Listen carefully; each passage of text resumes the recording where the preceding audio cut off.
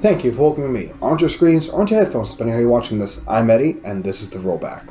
Folks, I'm here to talk to you today about The Exorcist Believer, aka Sophie's Choice, but with demons?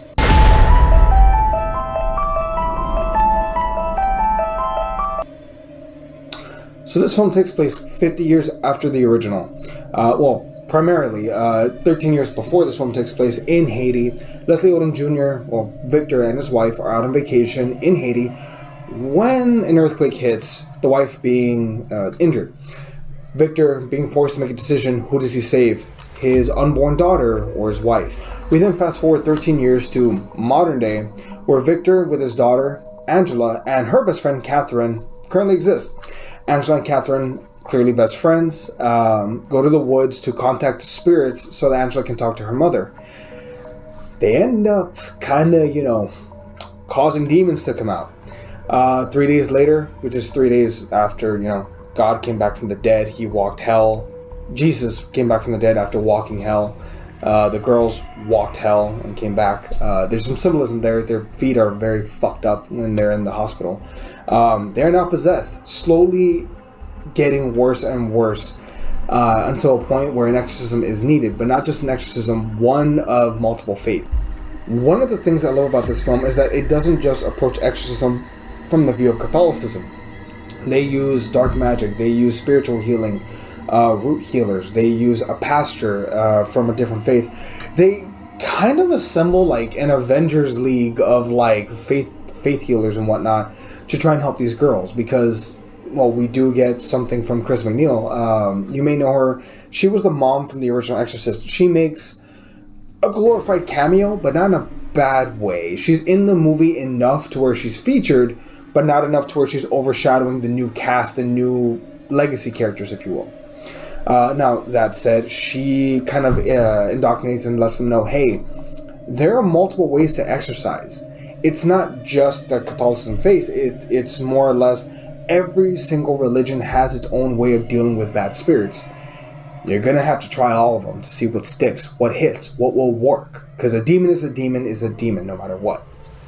That said, I like that. I like, multiple faiths being approached. I thought that was interesting. I also kind of liked how during the exorcism scene when they have the girls against one another, obviously the heartbeats are beating as one, but also you see different people trying different things to beat the spirits, to ward them off left and right.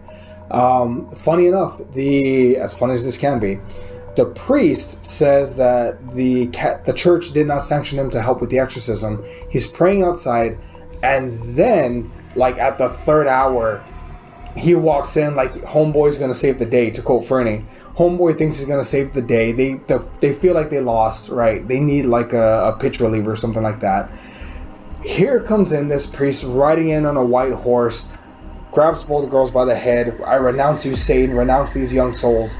And you think, oh, hey, they got the W. Nope.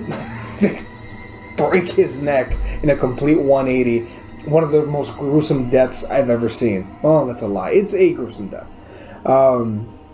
David Gordon Green, a guy who is known for recreating, solid horror, such as he did with the Halloween trilogy, which we'll get to later, recreates a lot of horror visualization in this film too. There's a lot of moments where you see demons in the corner. There's a lot of moments where you see a white face, the not Pazuzu, but like the demon from the original in this one to some degree, or likely similar visualization. God, I'm having trouble with my words today. Anyway, all that said, this all culminates to the demons telling the parents, you need to choose who lives and who dies. Initially, Victor and the mom of Catherine both, are adamant that no, we're not picking. Because you gotta look at it from this perspective. The demon realizes, okay, I'm gonna lose this fight, but maybe if I divide and conquer, I can get one of these souls. That's the way that the demon is gonna look at it. You need to look at it strategically. The father of Catherine, who I will say has been a dipshit in most of the goddamn film, in a moment of weakness, which I don't care if it was a moment of weakness, says, I pick Catherine. So you're initially led to believe what's going to happen. Angela's going to die, right? They pick Catherine. Angela will die. She kind of seizes up. But you notice the hints are there she flatlines, but you notice it's because the little sticky things that take her pulse are not on her body. That's why she flatlines. In reality, Catherine's father sentences her to hell. You get this horrifying scene of Catherine being dragged down into hell through water. It's not always hell pits and fires. This poor young girl dragged down to hell by this dipshit of a father, and Victor is reunited with his daughter. Which also, there's a great scene where we actually find out in the hospital at the very beginning when the doctor gave Victor the choice: do you save your unborn daughter or your wife? He picked his wife. God played a trick on you, and he gave you the daughter that you never wanted, which is like hereditary levels of fucked up. But that said, this movie is being skewered by critics, and I don't quite understand why. I mean, there's the easy joke of like, we've seen this before, but have we? When was the last time we had two characters that were possessed with a Sophie's Choice option on the table? If anything, that's the big difference. Not to mention the use of other faiths. I think people had something in mind to what this was going to be, and because it wasn't what they wanted, they were disappointed. This one was everything I was hoping for, and it pays perfect homage to the first one. They have enough medical and psychological stuff going on in this film where, much like the original, medicine was used first. Modern medicine, psychologists, x-rays, CAT scans were used to try and figure out what's wrong with her. Faith and exorcism was a secondary option, a secondary choice. In this particular circumstance, they use medicine first, and then the exorcisms come secondary. I like that. I like that mirror image. I also appreciate the fact that they actually injured his legacy character. I thought Miss McNeil was going to be killed. She wasn't, but I thought she was. Regan makes like a minor cameo appearance in this film, reuniting with her mother. It turns out they kind of splitsies after her mother wrote that book. Regan was kind of pissed and hasn't talked to her in decades, possibly. That said, though, this film ends on a shockingly happy note, almost, except for, Catherine in hell. That said, though, there is a sequel set to come out, The Exorcist Believer, now The Exorcist Deceiver. Kind of curious what that third one's going to be called. Believer, Deceiver, Retriever? Golden? I don't know.